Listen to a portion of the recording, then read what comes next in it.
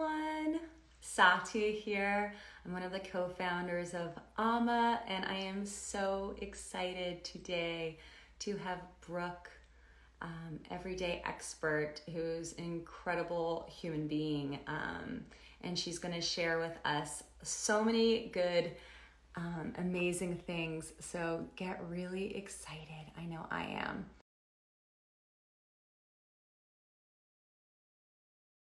Guys, welcome Brooke.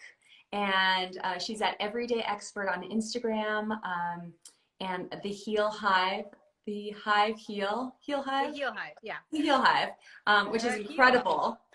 Yeah, exactly. Right behind you. Which was so incredible. I spent so much time over the last week just going through the website. Oh, and I wore my yellow Oh, I today, love which that. Honeybee yellow. That's a good I don't think I've color. ever worn this shirt. Now I'm like, this is the day. That looks great. Um, You should. So, Brooke, why don't you just tell everybody who you are, your incredible journey, and we'll start there.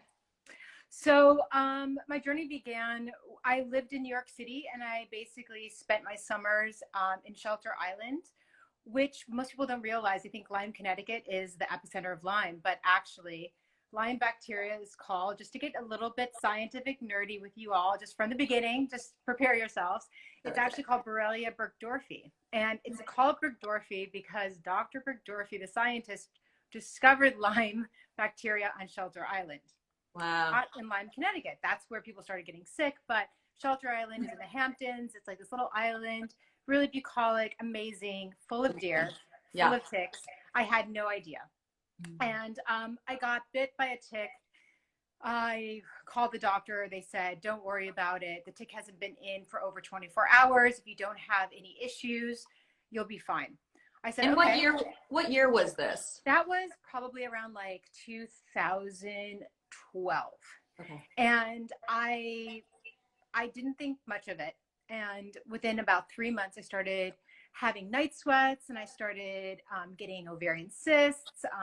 And it was like a slow buildup of some dysfunction. And I just didn't feel well and I felt more fatigued. And I just felt like I had like alcohol intolerance where, my doctor said, well, you've now turned 32 or however old I was at the moment. And they just said, it's aging. And I was like, that's pretty funny. 31, I was totally normal. At 32, all of a sudden I'm aging. But Wow. fast forward, I basically came down with melanoma cancer. I started having these chronic migraines. I started having like ovarian cysts and all these things I'm talking about. But at the same time, I was super functional. And I just kept going in and out of this kind of cycle of like, is something wrong with me? And like, no, nothing's wrong. And I worked and I was fine. Fast forward about 2.5 years later, I got bit again. I knew much more about Lyme disease. I knew people who had chronic Lyme. I knew not to believe a doctor who said, don't worry about it. The tick has only been in 24 hours. Yeah. And I immediately ran to the doctor, got on antibiotics. Mm. I didn't get better. What I now know is I was already sick with Lyme. I was already Mm. riddled with the bacteria. And the thing is that I didn't get better because the antibiotics at that moment were basically causing what is called a Jerish Herxheimer, a Herx. It basically is die-off, a bacterial die-off. And that day that I got bit, I was like running a magazine in New York. I was running around the city. I had a full day in the city, drove myself 4 hours through traffic, played 2 games of tennis, ended up at the beach dancing on the tables all night. Never went back to work, never cleaned out my desk. My life changed from that tick bite. The tick also had babesiosis, which is a parasitical infection that looks like malaria, as well as Bartonella. But what a lot of people don't know is that these ticks carry multiple infections. And even if the tick doesn't have Lyme, it could have 4 or 5 other infections that can be just as horrible for your health. And these ticks are so ubiquitous and they're growing exponentially on the East Coast and parts of California. In all the 50 states, you can find them with Wow. Lyme disease. But on the East Coast, there's pockets in which over 60% of the ticks have Lyme, if not other infections. So it's just everywhere. But I was kind of got bit right as I would say that, there was this kind of exponential growth of Lyme disease Yeah. back east. When I got bit, I barely knew anyone with Lyme disease. I knew an author, Jane McInerney. You might know him from like Bright Lights, Big City. His daughter had Lyme disease and chronic Lyme, and another writer friend. But other than that, I was alone. And I was alone in trying to figure out what was going on with me. I basically, fast forward, went through about 2 years of hell went through all this Lyme modalities, tried to kill off the babesiosis. I did ozone, I did autoimmunotherapy, I did IV, like immunoglobulins, I did immunotherapy. I spent over $150,000 of my savings that I was going to spend on a deposit for an apartment. I was a single gal, and that was just going to be my pocket saved money for my ability and my future, and it was gone. And I ended up basically at this clinic in New Mexico, fighting for my life. I had gotten actually sicker. I ended up then finding myself in an autoimmune dysfunction. I soon got something called POTS, which is called postural orthostatic syndrome, in which I would just pass out uncontrollably. I ended up getting rheumatoid arthritis, Hashimoto's, Raynaud's syndrome, lupus. I never felt like I had lupus, but I was diagnosed with it based off of the antibodies and my testing, and fibromyalgia. So I was just fighting all of that, and then all of a sudden fighting autoimmune diseases. And it was an extraordinary fight for my life. And what concerned me is that I kept getting sicker, and I kept getting these mounting autoimmune diseases. Now, for anyone watching, now I know that pathogenic infections turn on autoimmunity, and women have an 80% chance higher of getting autoimmune disease. On top of that, the reason people will say to you, well, why does it seem like all women get Lyme disease and like barely any men? It's not that men don't get Lyme. They get bit. Ticks like them just as much. It is because women have estrogen. And estrogen helps mast cell dysfunction. And when you have a pathogenic infection, what happens is that your body, even if you don't feel the symptoms right away, your body will start to create this mast cell dysfunction, and your estrogen will actually feed that dysfunction, and you will feel more and more symptoms, and it'll just grow. So I got incredibly ill from both being a woman, basically, but through my estrogen, my mast cell dysfunction from the pathogenic infections, and then this mounting autoimmunity. I finally found a miracle drug, and it wasn't through pharmaceuticals, and it wasn't through even a practitioner. It was through bee venom. So I actually met a nurse at the Lyme clinic, and I had just gotten surgery to put in a port because my veins had basically completely dissolved through all of the therapies. I've been on usually for months and months at a time therapy, sometimes for 8 hours a day of infusions just to keep myself alive. And my ports, my veins gave up. So I got a port put in, which is like a catheter. That's a permanent catheter. And while I was there, I finally had to hit up my parents for money. And I said, Mom and Dad, like, I'm out of money. Like, I've spent my savings. You got to help me here. My parents are conservative fiscally, and they also saw that none of this was working. And at the moment that after I was having surgery, I was having a meal with my parents, the nurse walked in from the clinic, and I pointed her out to my father, and I said, Dad, this nurse actually got better. You have to give me some money. I have to stay at this clinic. You know, like if she got better and she was just as sick as I was, you know, like it will work. It's just a matter of time. My father was like, I want to know how she got better. So he marched over to her. He asked her. She got really quiet and she said, well, not really from the clinic.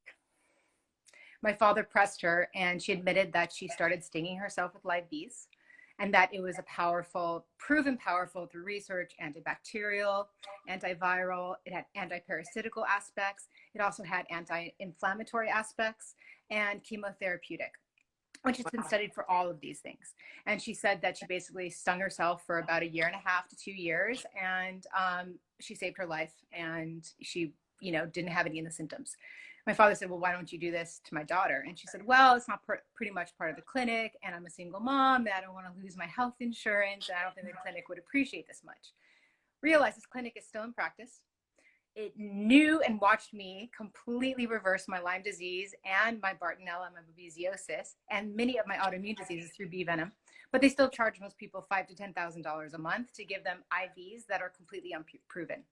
So I quickly became very cynical about both allopathic, you know, Western medicine, and also holistic medicine. And I saw that there were good practitioners in both, but also a lot of greed.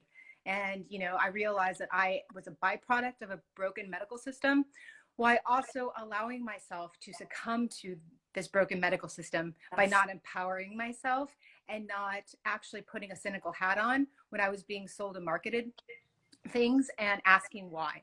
And so I quickly learned how to ask why. I started stinging myself with bees. Literally within a month, I was out of, by the way, I was been in a wheelchair. I really couldn't walk without a cane. As I said, I had this thing called POTS, so I would pass out uncontrollably. It was very scary. And yeah, I started walking, started functioning. I moved back to New York within basically 6 weeks. And, you know, my friends thought I was crazy. I moved in into my girlfriend's walk-in closet because I was now homeless, broke, and I had no money. And she took me in, and with me and my bees. And yeah, within 6 months, I knew that it was life-changing and I was never going to go backwards again. However, I did encounter some roadblocks. And through that, I then found out that I had 2 more autoimmune diseases, something called pernicious anemia, another thing called celiac disease. So that was kind of a moment of, wow, that even while I'm healing, I can still get sicker. And I really started delving into autoimmunity because I really wanted to understand how, while you're healing, you can even have more autoimmune dysfunction happen and what I could do about it. And so I quickly started learning about inflammation and mast cells and, you know, all of the wonderful qualities that make women amazing, but also the fact that estrogen is a big part in how we feel and how we recuperate from things. And I taught myself all about autoimmunity. And then I went on to found the Heal Hive, which is a collective of practitioners from both psychology, nutrition, yoga, and we have a nurse and a doctor on staff. And we teach Venom Therapy for people who are fighting Lyme disease. And also we're now starting a wellness course for people dealing with autoimmune dysfunction and just like people who are like, what the fuck is going on with me? I don't know. And I've spent all this money and there's been no answers. And we say, you know, come to us and we're going to help you figure it out. First off, I mean, holy cow, amazing. I am just so happy that I found you through my friend Heather, but you gave me so much hope. And I'm sure you hear that every single day because I think up until this point, so I had psoriasis back in 2012, I think it was. I think I was exposed to mold actually while I was living in an apartment in Paris. Went through traditional doctors, they put me on antibiotics, just kept getting worse. Like I'm talking from here down, just like open sores. And luckily enough, I lived in New York City, so I was able to wear long things, nobody noticed. And I would be praying every night that it wouldn't attack my face. I'm sure. Or even my hands. I didn't have it on my hands either. It was the most bizarre thing. And then I met a naturopath, and I had been working with doctors for about 9 months. And after working with a naturopath and changing my diet significantly, I started seeing some incredible results within literally within weeks. And it was amazing. Awesome. And then I haven't had any bouts of psoriasis. And then 8 months after my daughter was born, over 3 years ago, actually, all of a sudden I noticed white spots on my hands. And I thought, oh, that's kind of unique. And of course, I had just admired Winnie Harlow for being one of the most beautiful women. Like I just thought she was the most beautiful thing. And then all of a sudden it happened to me, and I was like, oh my God. And everybody's like, you're going to be gorgeous. You're going to be different. I'm like, I just don't want another thing to deal with. And, but going through the traditional, let's say it's system of health and what my insurance, I mean, one thing you didn't mention in your story is that your health insurance didn't cover Most right? of it didn't. It covered some prescriptions and it covered some basic lab tests. But in terms of all of the expensive modalities that I was exploring, no, all of it was out of pocket. I mean, even people who are listening who've been through autoimmune dysfunction or chronic illness will say that even if they can find modalities that somewhat work allopathically, they're usually way overcharged for them because they're usually used off label. So even if they seem like, you know, you can get it through insurance, it's usually not that easy. Yeah. So first of all, I'm so sorry. It's, you know, it's anything I think that exhibits itself on you that you can't hide is, you know, people talk about the invisible illnesses, and those are super hard because people expect you to be okay. But there's also something deeply troubling about having your health be front and center, and there's nothing you can do about it. Yeah. Yeah, and you know, people just assume that you're sick, which you are, right? I mean, here's the thing with and I'm going through this right now, and it's, everybody just kept, my dermatologist, my doctors, which both I've moved on from, were both like, you can't do anything about it. It's just going to happen. I, of course, believe that my body is the smartest thing that I will ever have.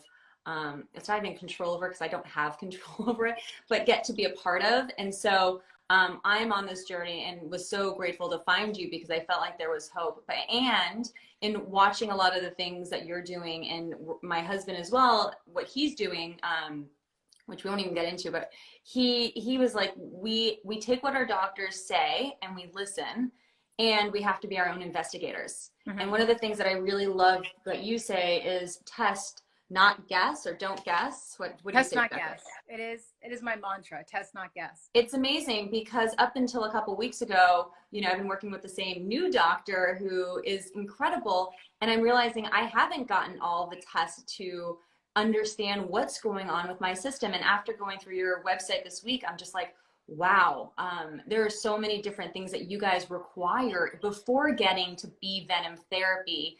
And so I wanted to kind of talk a little bit about that. If people are watching, like, what would something like this, like if somebody was coming to you and saying, hi, I'm sick, things are going on, I know I have an autoimmune disease, what does that look like, and how do they get to start working with you?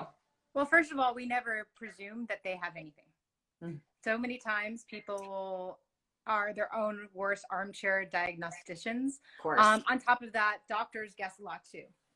The problem is that people don't realize is that few doctors get that much specialized education in terms of looking for autoimmune diseases. And on top of that, many times that their education has not been updated in many, many years. So, I mean, can you remember everything you learned in high school from like your history books? No. But we expect the same. So realtors, people in the service industry have to consistently get reappraised of their abilities and their knowledge. Doctors do not. There is no updating of doctors, their knowledge. Interestingly, nurses do. Especially, it's state to state, but this is why I usually trust nurses a lot more than I trust doctors, because they have to keep re-educating themselves. Now, you find great practitioners, both allopathically and in Western medicine, who take it upon themselves to educate themselves. But as you know, it can be few and far between. So it really is up to the patient to demand testing. The problem is that if you haven't gone to medical school, what do you know to look for? So, what has been so extraordinary. So we have worked with over 300 clients in this last year alone. And we've worked with clients that have spent literally almost $250,000. They have had their parents remortgage their home. I have one client that's spent nearly $500,000. And when she came to our program, there's always this thing that they do. They go, oh, I don't need these tests, these lab tests. I've already been tested. Right and center. I've spent $250,000 getting tested. Or they're like, oh, I've been muscle tested. I'm like, that's not testing, that's pseudoscience. Or they're like, oh, someone gave me a bioresonance test that I bought from Instagram. I'm like, that's not a real, look at the fine print. It says this is not a diagnostic test. So there's a few problems. One is that people think that they're being tested, but they're actually getting pseudoscience tests that are just marketing ploys. Two is that they're not getting tested enough. And so there's this false sense once you're tested that you have been fully vetted. I mean, your health has been fully vetted by a doctor and it's all good to go. And then three, that the doctor actually read the tests. I cannot tell you how many people I encounter that we'll do our comprehensive test on them, run them through our MD and our ER nurse, and they'll come back with Hashimoto's or, some rare autoimmune disease that is really causing massive distress that could be easily, if not fixed, supported and reversed or controlled.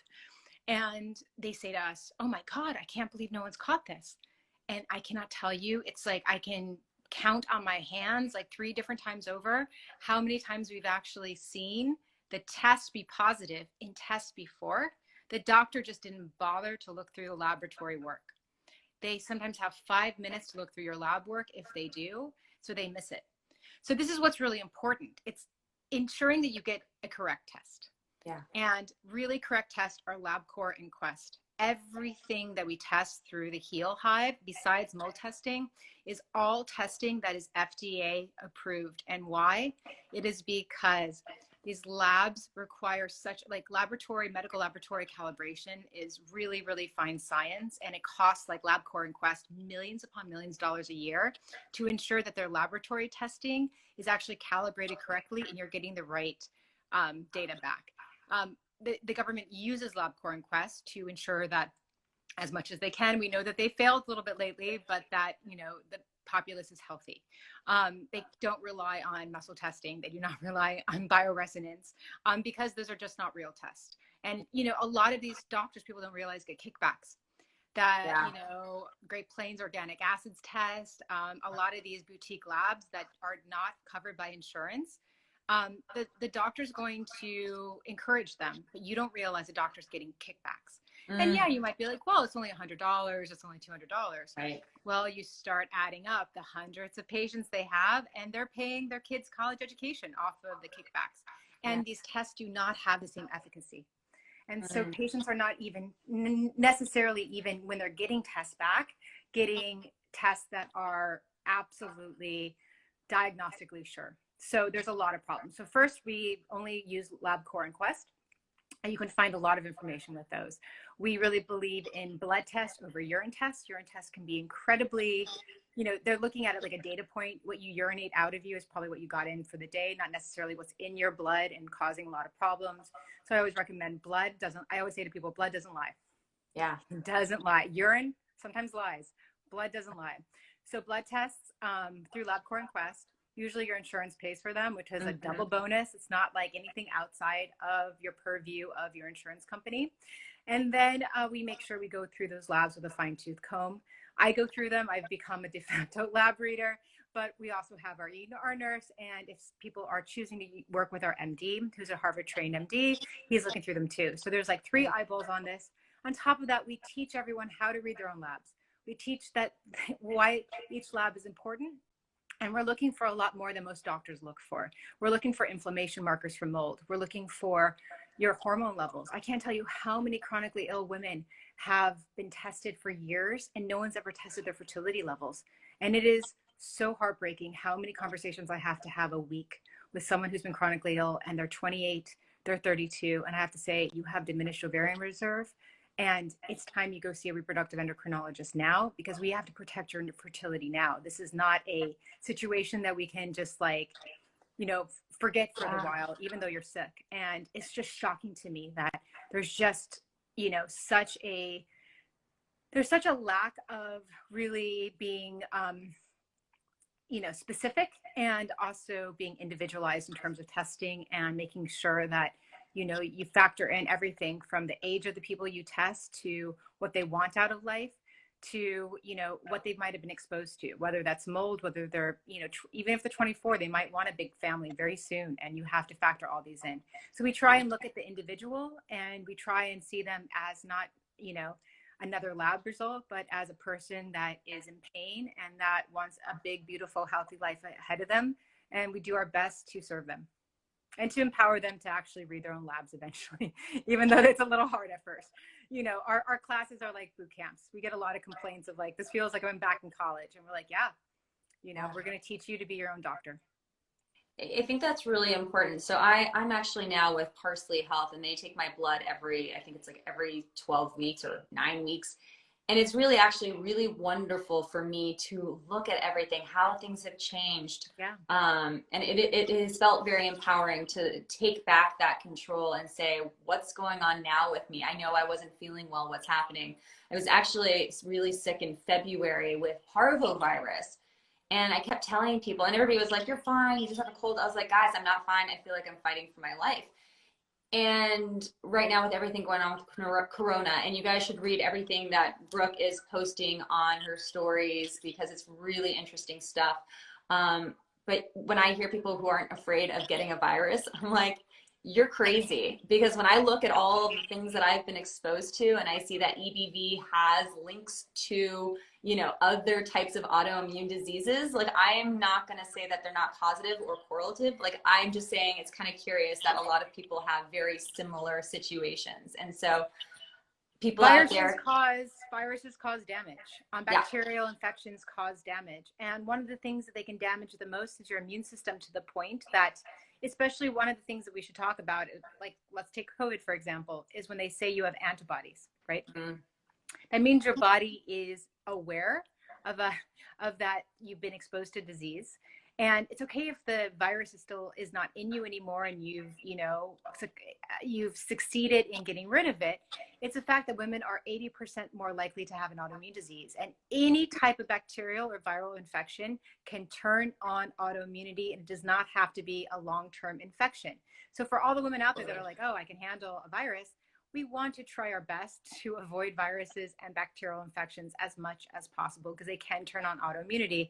And the problem with autoimmunity is it's not well screened for. Yeah. And, for example, with celiac, I had to fire 5 gastroenterologists, because even though I was skin and bones, even though I had, I looked like an, Ethiopian child that had been in starvation. I mean, my belly it looked like there were 6 basketballs in it. I was 25 pounds underweight. I was pale. I looked deathly, and I was covered in acne. So I do know, I mean, it's not vitiligo, but I do know what it feels like when you're like, there's something wrong with me and it shows and I can't control it. Yeah. And I kept saying to the doctors, I know I have celiac. And they're like, you don't have the antibodies. There's no way. Your autoimmune blood panel is showing that you don't have celiac. Finally, I found a gastroenterologist that was like, we need to do an endoscopy. None of them had bothered to do an endoscopy. I didn't know then that the only true way of figuring out if you have celiac disease is through endoscopy. That blood doesn't lie, but sometimes antibodies lie. Sometimes you just are too sick to create the antibodies. So he went in with an endoscopy, and lo and behold, I had massive damage. He's just basically, it was like a meat cutter had gone through my digestive system. And voila, celiac disease. So It's not always cut and dry, looking for autoimmune diseases. Sometimes it does take biopsies. Sometimes it takes x-rays. But it's about empowering others that are watching this to feel that they are the CEO of their health, and that they need to hire and fire the best CMO, the best CFO, the best VP, Completely. because your health is a business for you, and you have to treat yourself like you are the boss bitch you are, and that you are going to hire and fire doctors if they're not working for you. And I'm tired of people saying, well, the doctor says just give it some time. No, if you're not feeling better, the doctor's got to go. And it's interesting, we give doctors these high powers, right? And they're trained, but they don't know better than you about your own body, right? Like nobody knows better than you about your body that something is off or wrong unless you test and see those results. And exactly. And yeah, that's a really powerful thing. So I love that you're doing a program through the Heal Hive. Can you tell us a little bit about what to expect? Because I know personally from just everything that's out there, you can go through a crazy journey on Google trying to figure out what the hell to do next. And it can be very overwhelming. And you guys create basically a one-stop shop, which is amazing. Thank you. So our whole point with this is that a lot of people have lost their job. A lot of people will have lost their health insurance in the last few months and even coming up. And beyond that, this has been a dream of mine to create a course like this. So what we're doing is kind of, we don't have, our working title is "What the fuck is wrong with you? Let us help you figure it out." So the idea is that we're going to teach you how to get lab tests, how to understand the difference between science and pseudoscience. And we're also going to be walking you through, Magali, the Gutsy Chef, is going to be walking you through elimination diet, because it really, truly, even the top allergists say it's the best way of figuring out food allergies. And I'm going to be walking people through basically how to change their lifestyle. And if these changes do not actually make any type of transformation in your health, then there's something really effing wrong with you. So the idea is that you'll go through basically a bit of a boot camp with us. And as long as you make these changes, from sleep reset and food elimination and working, we have a top psychoanalyst psychologist coming in talking about self-sabotage and the things we do that, don't serve us. So it's a bunch of practitioners coming together. And the idea behind it is once you graduate from the course, that if you feel like there's nothing changed and there's something really wrong, you will now know then that it wasn't an easy fix of, oh, I'm just not sleeping right. Oh, I'm, probably just have a food allergy, but you'll know to be able to go and get properly tested, and you'll know exactly how to do it without, spending thousands of dollars and wasting money. Our goal is to make healing as effective and as economical as possible, and to empower you to do so. Amazing. That's so amazing. So people can go to your website, check that out. They can sign up for that program. And then people can Soon. also, It's not up yet, but oh, soon. it's not up yet. Okay. I was like, sign me up. I'm in. I literally am in. I'm so excited because it's just overwhelming. It's really overwhelming. I see questions coming up, but for some reason it's not letting me pull up the questions. So I will figure this out in the meanwhile. But just know, ladies or gentlemen, whoever's watching, that we'll have 10 minutes at the end to ask specific questions. So Brooke, there were so many other questions that I know people had. Do you want to talk a little bit about why bee venom therapy is, how it works? And that's called apitherapy. Apitherapy is the term for all bee medicine, basically. So we know that out of the hive, that propolis, which is like a resin that the bees create from bark, is an incredible antiviral. My girl, Beekeepers Naturals, Carly, is the founder of it, and she knows how much I love propolis. So I use that. People use bee pollen in terms like of a natural, like an allergy shot, and that's another way of apitherapy. And then the most extreme is bee venom therapy, but it seems extreme, but it's been around historically in nearly every culture, and it's being used and researched all over the world. They know for sure that it is a much more powerful chemotherapeutic agent than any chemo on the market. They're just trying to figure out how to nanoparticleize it so that it is directed exactly at tumors and cancer cells. They also know that per volume, that it is 1,000 times more powerful corticosteroid than any steroid on the market. It's that powerful of an anti-inflammatory. They also have done research on actual Lyme bacteria in a petri dish, compared to herbal. So they've taken bee venom, herbals, and antibiotics, and multiple antibiotics at a time. So they've, so people will be on like doxycycline and erythromycin all at the same time. So they've done these studies, and bee venom outperforms antibiotics and herbals by a long shot. And it actually kills the biofilms, which are these type of slightly bacterial like biofilms that can basically take over your body and keep antibiotics and antivirals from actually penetrating your pathogens. So it is a multi-system approach, and then it's being now studied also for its antiparasitical aspects. So all together, it creates basically a 360-degree way of targeting the body. At the Heal Hive, we go really low and slow. It is bee venom. It is a venom. It is a medicine. And like all medicine, it is how you give the medicine. It is how you what time of day, how often, where you're at, what your lifestyle is. As you know, if you've been exposed to mold, which can really, really cause havoc with the immune system and cause autoimmunity to start up, is that, if you're living in mold, you shouldn't be doing anything that's going to cause more issues and, cause more distress to your liver that's already fighting against all these toxins. So we really make sure that people understand that it's powerful medicine. It works. The research is behind it, but you have to do it properly, and you have to do it with testing. And we, in order to be effective with anything, you have to do it in a correct manner. But yeah, bee venom therapy, I cannot wait to grow. And our goal with the Heal Hive is to put more funding and more research into bee venom therapy, because I do believe it's the future. And then, it also helps protect bees for all the people out there that are worried about the bees.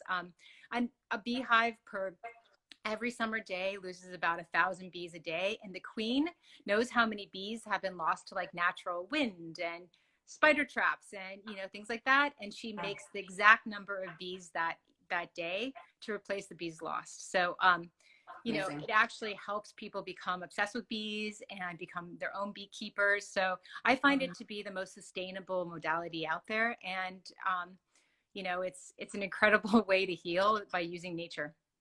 Amazing. And so walk me through, what would it look like? Does somebody become a beekeeper, or do you guys ship them bees? Like tell me. Well, we recommend everyone does become a beekeeper if they have the means and the space, because of the fact that it just helps support the bees, and it helps people have access to bees that might not. So there's people in Canada that would need to winterize their bees so they could get bees when it's 0 degrees out. But no, I mean, in America and in most of the 50 states, it's actually really easy to be able just to ship your bees to you. People don't realize that bees are flying all the time. Sometimes on the bottom of the airlines, there's huge commercial, millions upon millions of bees that are being shipped along with trains and on railroads. So the bees for bee venom therapy definitely earn their wings, and you know, they go to all 50 states, and the people through the Heal Hive either become their own beekeeper or they just order the bees in a box. Amazing. Crazy. And they go through a protocol with you where they learn how to sting themselves, when to sting themselves, Exactly. How to ramp up, how to ensure that there's no roadblocks. I mean, I always say autoimmune disease can happen at any point. Do I think that after you're successful with bee venom, you're going to have mounting autoimmune disease? No.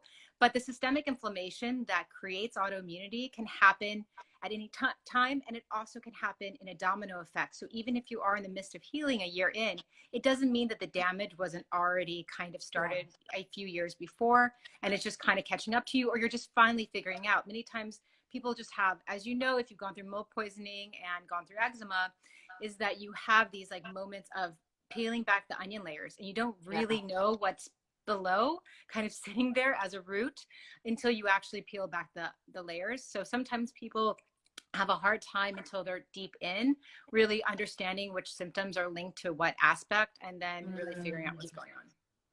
Yeah, I love that. And somebody did message asking, do you work with people in Canada as well, or is it just United States? We work with people in Canada.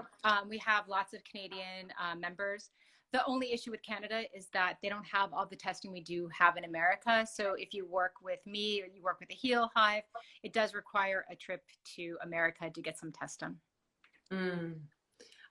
Okay, so I think now would probably be a good time, unless, Brooke, there's anything else specifically. You guys go so deep on your website with apitherapy and all the bee venom details, which I really loved. Is there anything else that you would like to add? Because it just sounds, I mean, I don't know if anybody else who's on here is just like, get me to their website, let me sign up. Oh, when does your program come out, or when does it launch? The wellness course is going to launch in sometime in summer 2020. I'm just going to say that. Yes, we're getting it all together. But yeah, I'd love to say for all the women here that sadly, bee venom is not suggested for children. Their immune systems are still growing, so it's sadly not a system you would recommend, and children should not be exposed to honey and propolis at too young of age. But bee medicine, propolis, and bee venom, and bee pollen, and even royal jelly can be used as a child is a little bit older, you know, past 3. And you know, I think that it's a wonderful modality for any of the women here fighting Lyme, who are fighting pathogenic infections like chronic Epstein-Barr virus, or who are just like, there's something wrong with me, I really need to get tested. That, you know, empower yourselves. Don't let doctors shrug you off or gaslight you. You know your body, and your children, you know, your children deserve the best mom and the best parent that they can get. So, you know, never let these doctors gaslight you. If somebody was wanting to, let's say somebody couldn't work with you, where would you recommend somebody to start if they can't work with you guys? Is there a specific type of doctor that somebody should start with? I would say I would find a doctor that when they find issues in your blood work, does not attempt to take care of them themselves, but refers you out to specialists. There's some really great naturopaths out there. I really believe I found some naturopaths that are better than some MDs. The problem is that when doctors go to school, especially specialists, they become a part of a network, of fraternity and sorority of other like-minded doctors, and they're able to refer out to specialists. And the problem with a lot of naturopaths is they just do not have the ability to refer out to specialists. And so they attempt to take on really complex issues that they shouldn't be taking on, and it's not in their lane. And so even though I do love some naturopaths, and I think there's some amazing ones out there, the problem is if you do not have a practitioner that's willing to refer you out, if you have endocrine issues, I see so many times women, like, their health failing for a year or two. because their GP or their naturopath decides that they're going to handle their fertility issue, their endocrine issue, and it's just not their specialty. Endocrinologists go to school for 8 years to figure out how to help you, right? Like, and people just don't realize your GP or naturopath maybe got a day or maybe 2 days of learning about how to treat the thyroid. So that's just one example, but I really think that a good way of understanding a doctor is if they're willing to refer you out and they want to. If there's something wrong with your test for, you have gastro issues that are unexplained at tests, they should be like, you know what? I can't figure this out. Straight to the gastro. This is a good gastro I know. If you're not being referred out after a year and you're still struggling, it's time to find a new practitioner. 100%. I love that. And what about women who, so does Lyme disease pass through placenta? Can you pass Lyme disease to your children? You being the general you. Yeah, they don't know if you can yet. We do know that there has been transmission, whether it's through childbirth, whether it's through just, the mom, the baby, and just all the microbe communication through that. But sadly, too many women are told it's okay to have a baby with Lyme, and many times they feel better while they're pregnant, and that is because something called diamine oxidase, which is called for short DAO. It is an enzyme that breaks down histamine. So basically, your body breaks down more histamine when you're pregnant, and so you feel better. And your autoimmune issues that are connected to mast cells and your Lyme bacteria and viruses go away, and you feel better until you crash, until your hormones fall apart, and then it all comes crashing back. So I really always recommend that women really work on their health before they try and have a child. And if you're worried about how long it will take, go freeze your eggs and then work on your health. And you want to be the best, healthiest mom you can be. As alongside of that, I think that women, they make the fatal mistake of not understanding just how many women are struggling with children that have been born with massive problems due to them being sick when they got pregnant. And all it takes is a cursory look on Instagram and, Facebook to realize that it is a massive amount of children affected by moms with Lyme. And it is absolutely congenital in some, it's probably much more individual how the baby was born, etc. But there is no doubt. Canada is the, I think last year, tied the two together and said that doctors need to warn women who are of childbearing age that if they have Lyme disease, that they should expect that there could be transmission. America hasn't caught up to science yet. So. We're late sometimes. And I guess I know I have a friend who I know is watching who she was diagnosed with Lyme. Her daughter has Lyme disease, and if they can't do Venom Therapy, is there anything that you would recommend? What do you do with a child who's got either autoimmune disease? And by the way, there's so many autoimmune diseases. I only knew 10 maybe, and then I started researching the last couple of days, and it's crazy. And so over 100, and wow. Very few that they have ever screened for. So what would I do, and what do I tell people who have children with Lyme? I would say that sticking with a very, very strict diet, an autoimmune paleo diet, is key. I'd also say that anything that boosts the immune system, which is, making sure that the child's not stressed, getting the child into, making sure that there's no mold in the house, making sure that the children don't eat too high of histamines, don't eat too much of glutamate. Glutamate, histamines are all connected. They will cause distress.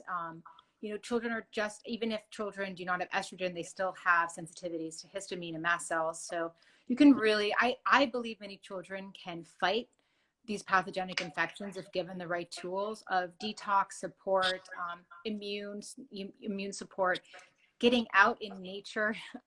We know literally it's been the Japanese who love forest bathing have actually done studies on this, and the immune system is boosted by 50% for a month if you go to the forest for a weekend. It is boosted if you go to the forest for, I think it's 2 hours, it's boosted for something. Sorry, I will post about this, but it's Yeah. something like 2 or 5 hours in the forest will boost your immune system for like a few days. I mean, it's crazy. So I think like, let's not forget that there are so many holistic ways we can support our children's health by just kind of getting them into the sunshine, getting them, you know, immune boosted, and making sure especially that they do not get bit by a tick again. So, you know, you don't want to overload a child with Lyme disease with other bacterial or viral infections. So I think it's really important. And mosquitoes can carry some of these viral and parasitical infections as well. So I'd be very careful about exposure to Zika, exposure to babesiosis and such through mosquitoes. So I would be, you know, really telling them, you know, protect their children wherever they are. Yeah. So can you give us examples of what high histamine foods are? Sure. High histamine food is sadly red wine, but there are wines that are made lower histamine that are filtered. Usually natural wines are much better, clean wines. Dry aged steak, proteins that are aged. So proteins that have been sitting. I recommend for people who want to eat and establish a low histamine diet to get fish that has been caught that day or flash frozen on the sea immediately, and you don't defrost it until you're ready to eat it, or you eat it the day of that you found it. Like smoked salmon is a big one. It's like a histamine bucket. Citrus can also have a lot of histamine. Even avocados are a high histamine fruit. So there are what seems like benign foods that can actually be a high histamine. It just depends on your histamine bucket and what your gut can take. So we do know that when guts are distressed, when there are food allergies that are causing distress, when things like leaky gut happen, when the gut junctures kind of open and allow more food particles inside the body, therefore causing an immune dysfunction and an auto kind of like this inflammatory reaction. What can happen is that the DAO I was just talking about basically degrades, and you do not have enough to actually break down the histamines. So a healthy body should be able to handle histamines. It doesn't mean that you have to be on a low histamine diet forever, but you absolutely have to get that gut working again and protect it and make sure that you bring the inflammation down. I love that. And I read your post this morning about it, you were taking a test and talking about how for weeks on end you were on such a strict diet of just, was it 3 items? Yeah. And then you moved on to 15, and that's what it, 3, 5, 6, 8, 15. Yeah. I was, yeah. you know, before my celiac was found, I really descended very rapidly in terms of, you know, because again, like any autoimmune condition, it can happen just like that.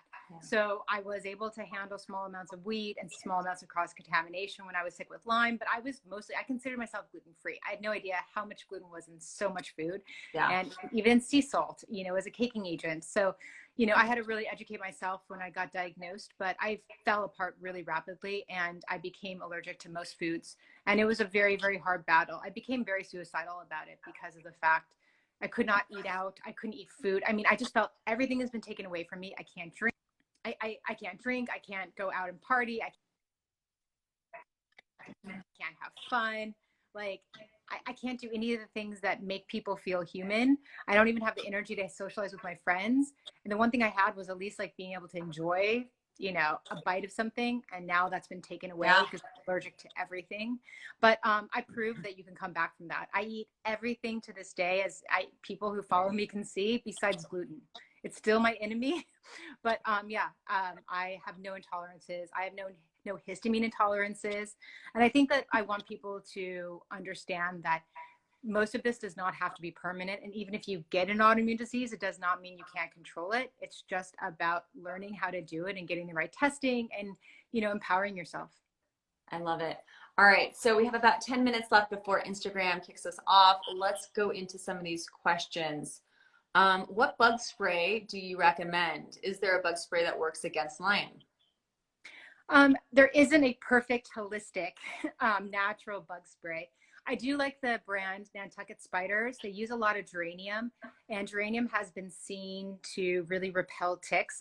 I've tried it out myself in little experiments at, you know, when I used to have a house in Shelter Island, I found ticks all the time there.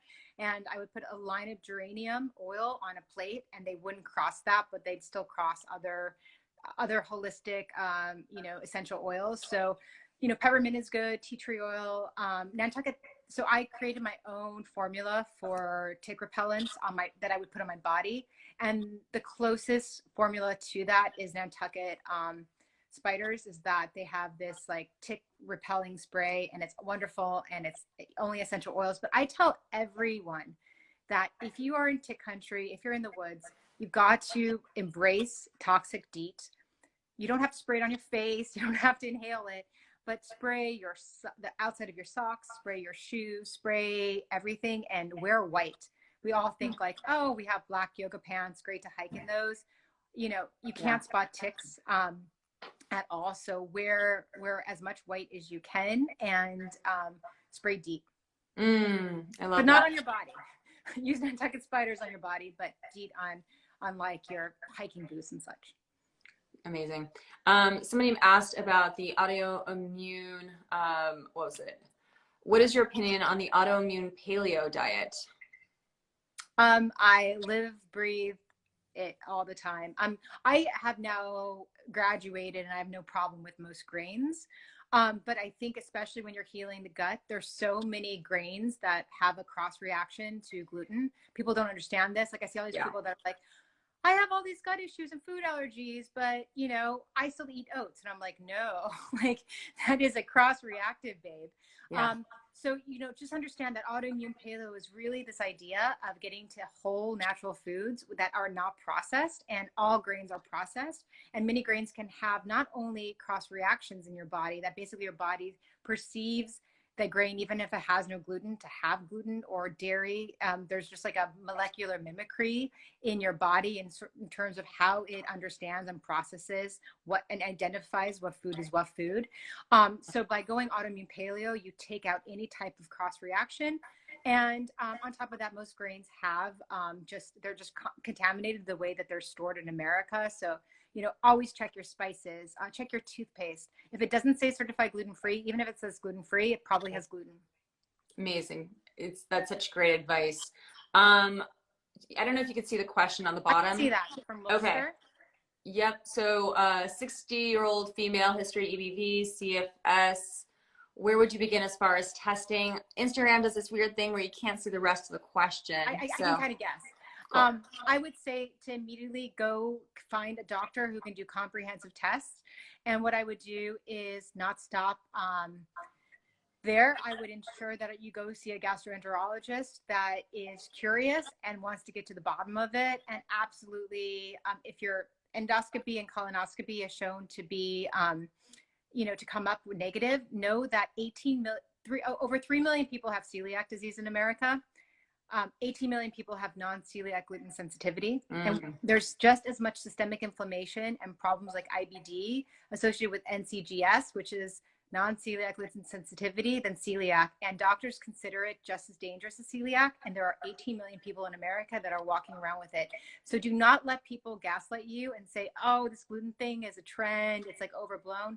No, you might be one of the 18 million people with non-celiac gluten sensitivity. And what does that mean? That means you start treating yourself like a celiac, no matter what the endoscopy and the colonoscopy says. And I can guarantee you go on an autoimmune paleo diet, get rid of all traces of gluten in every part of your house, in your hairspray, in your toothpaste, in your lipstick, and you will start feeling better. Amazing. Is histamine intolerance and autoimmune disease related? There's so many questions here. I don't even know where to start. I think there's about 30 questions. I have to do this again. I know. I love this. And I love how, I mean, same thing. I mean, Dr. Amy is a doctor, but I love how smart and how I don't even know what you were doing before you were doing this, but you clearly have had to get educated really quickly, and it's really amazing. And I really hope that all of us who are watching and doing this, get ourselves as educated and in control over our health as Brooke has. I'm sorry, ladies, there's so many questions here that I'm just trying to see if there's anybody who has kind of a really, and not even important because everybody's question is important. How can you test for celiac if you haven't had gluten in several years? Well, you can still test because you might be getting exposed to gluten without even knowing it. So you would still look for gliadin antibodies in a test. But if that did not come up positive, then just treat yourself like a celiac is what I say to people, because you don't know if it's even celiac. It could be non-celiac gluten sensitivity. Yeah. Let's see. Autoimmune can be triggered by infections other than Lyme. If it is Lyme, how do we fight? So would you recommend somebody also going on antibiotics immediately after being exposed to, I guess, a tick? Or I recommend everyone saves the tick that they caught and sends it in for testing, because it's not just Lyme. It can carry parasitical infections that are just as dangerous and cause just as much problem. So always test your tick at tickreport.com or tickcheck.com. And in terms of autoimmune being triggered by infections other than Lyme, we also accept people with chronic Epstein-Barr virus many times. What will happen is that over 90% of the population has been exposed to EBV. It only becomes chronic if there's usually pathogenic infections or exposure to things like mold that has caused your immune system to be depressed. So there's something absolutely going on. And yes, autoimmune can be triggered by any type of bacterial or viral infection. And they've also seen that deep trauma can also trigger autoimmunity, along with genetics, of course, and race and age. basically everything, right? Yeah. Okay, so many amazing questions. I don't know how to remove the question box without turning my camera, so we'll leave that. Amazing. So we have 3 minutes, but I just wanted to say thank you, Brooke. Thanks for having me. I love what we are, AMMA is about, and I love what you guys are doing and the whole thing. And your hats, I need to get one. I'm so obsessed. I can't wait to put one on you.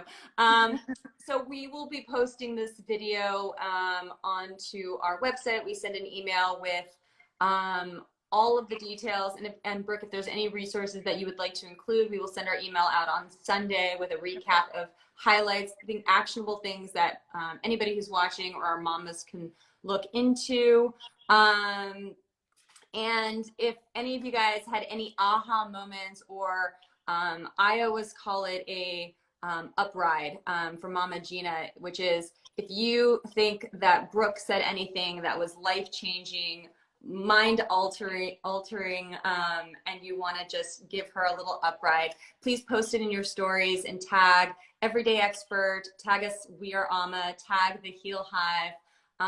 And just give her the good vibes so she knows she's going on her journey in the most supportive way for all of you guys. Nothing feels better than seeing that this type of video live is useful to you. So we are so grateful that you showed up for us. Brooke, thank you so much for your time, love, and energy.